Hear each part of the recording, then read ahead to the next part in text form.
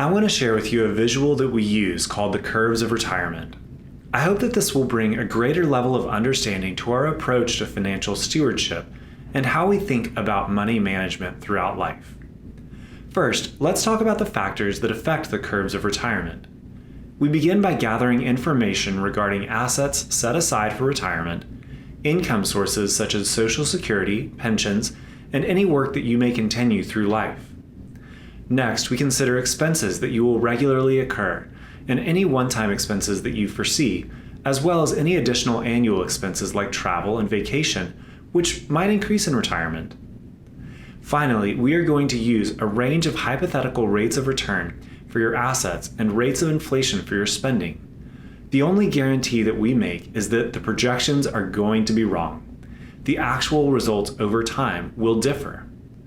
Rather than pinpointing your financial trajectory, our goal is to help you feel a level of confidence that we've talked through key elements of your financial decisions and that we can help you make an informed choice so that we align your wealth with your values.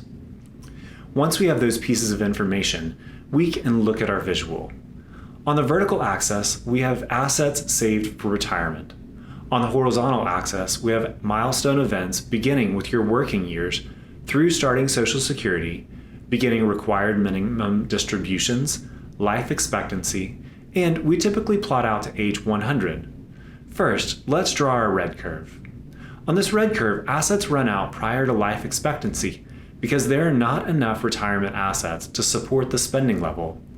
When confronted with a red curve, most clients decide to continue working a bit longer and defer their retirement or to trim their spending so that their assets can last the course of their lifetime, or some measure of both strategies. Next, let's draw our blue curve.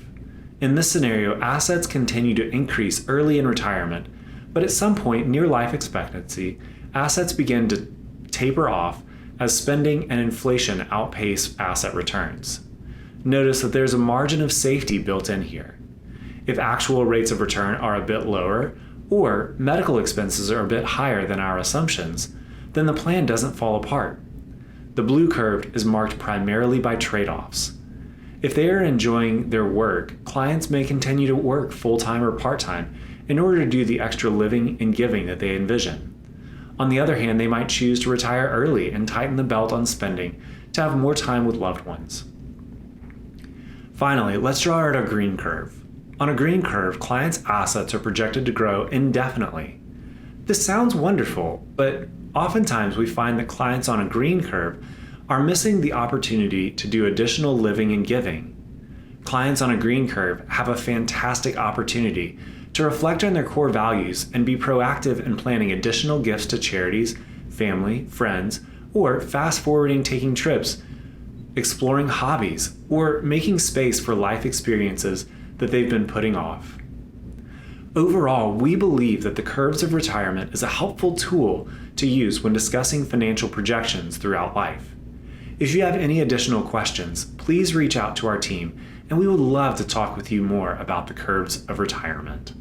This content was provided by Retirement Planning Services. We're in Knoxville, Tennessee, and you can visit our website at www.seriousretirement.com. The information in this recording is intended for general educational and informational purposes only and should not be construed as investment advisory, financial planning, legal, tax, or other professional advice based on your specific situation. Please consult with your professional advisor before taking any action based on its contents.